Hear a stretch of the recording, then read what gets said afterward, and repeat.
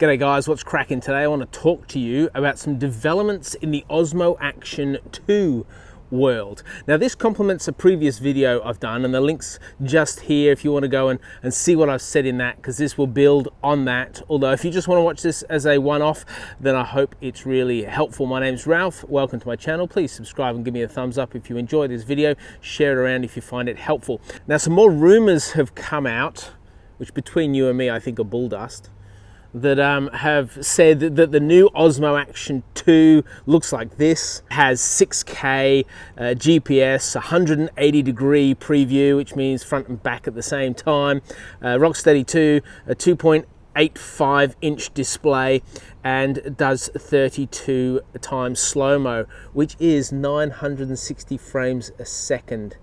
That's super slow-mo. There's no way that's the case, and I'll tell you why. Because to cram all that into such a tiny camera isn't going to work. It's going to blow up. As one of my subscribers said, it turns it into a nuclear heat brick. I'm like, good call. I like that. However, it's interesting to see how these rumors are gradually refining what it's like. And so in this video, I want to talk to you about what I think the actual new Osmo Action 2's going to have, and whether you should hold off or buy the Osmo Action 1 now, because that's a question I get heaps and heaps of. The other thing, have another look at this image. It actually looks like you'd find it on a stall in a Thai or Chinese market in the slums. I've been overseas, the Philippines and Thailand and all sorts of other places, and this looks like the thing you see. It's a total rip-off. It's not the real deal, and just everything that surrounds these rumors just scream that it's actually fake and not true and not really happening at all. So this is the Osmo Action 1. This is one that doesn't work because we drowned it. There's a video about that on my channel if you want to have a look at that, and why you shouldn't use third-party batteries. My brand new one then got stolen, and so I am in the quandary of whether I buy a new one or not. Do I wait for the number 2 to come out? Do I hang with number 1? And you have to wait till the end of the video to find out what I think about that. So let's talk about specs. As I've pondered and thought about this, the original room was 8K. I think that's rubbish.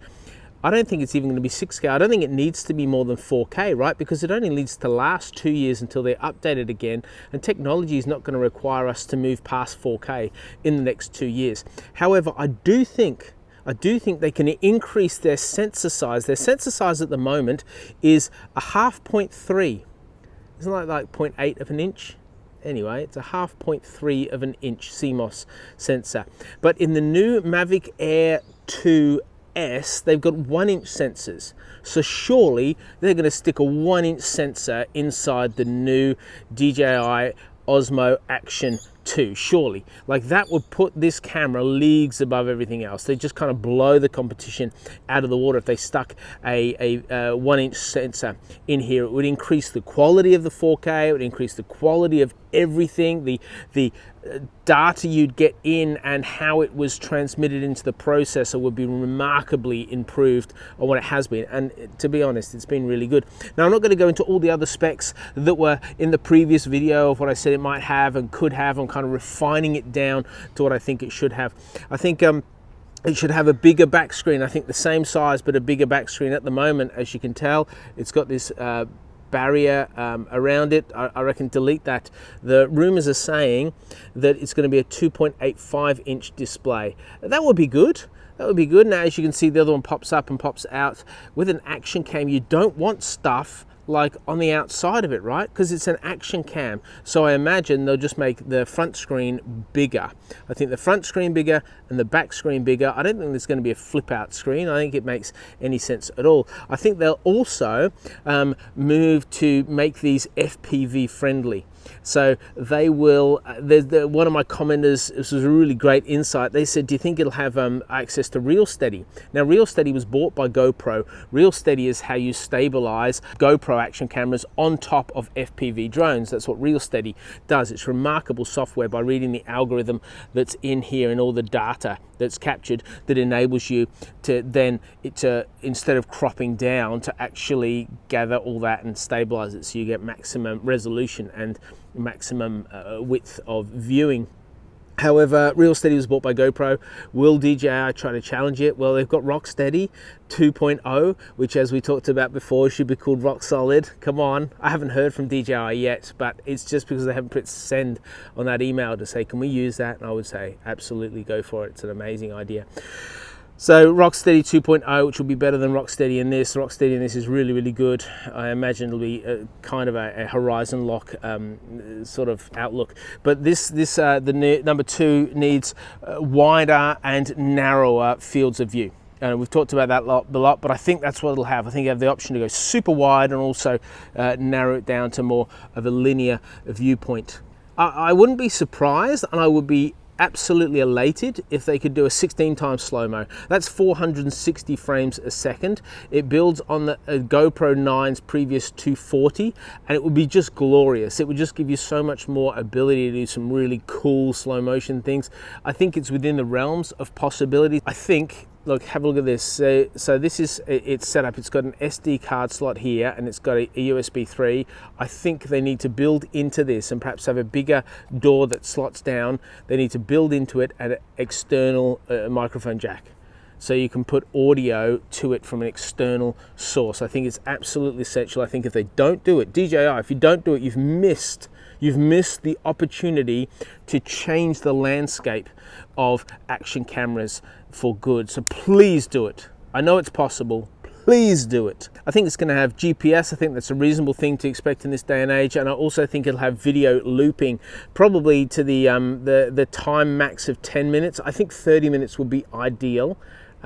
Just for a number of scenarios I can imagine.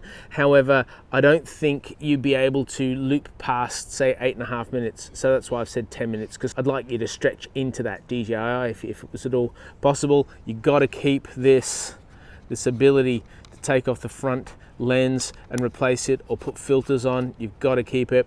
You've got to keep a front screen. Your buttons are fine. Your menu's fine. And so that brings us to the ultimate question. Do you buy the one when the 2 is coming?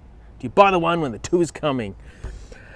I'm in the predicament where I have to personally make that decision, and I'll tell you the decision I'm going to make, and you can do what you like.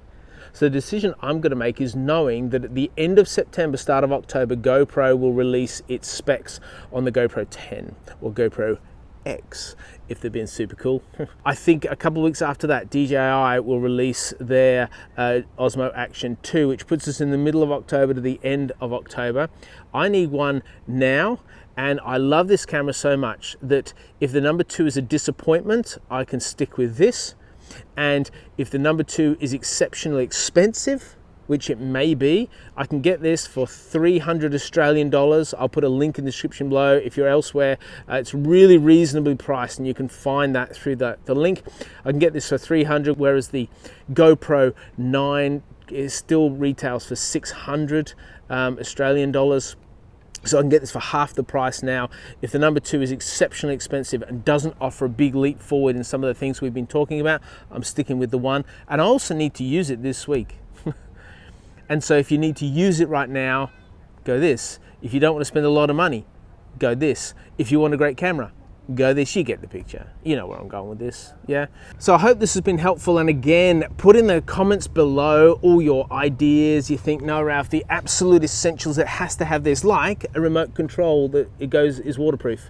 Actually, that's what else it needs, because it needs to be vlog friendly. You need to be able to set it up and then ready to go, or set it up and be away from it and be ready to go. Yes, a waterproof remote control is essential. Let's rewind and stick that on the list. I'm not rewinding, I'm just going to wrap up the video now. Please comment below, like this video, subscribe to what we're doing here. Love to have you on board. If you want to be part of the creative crew, you want to show us some of your work, you want to share some of your creativity, there's a Facebook group which you can join, which is just down below, and you can even join the channel. There's a little tab, it says join. Check it out. Thanks. Bye.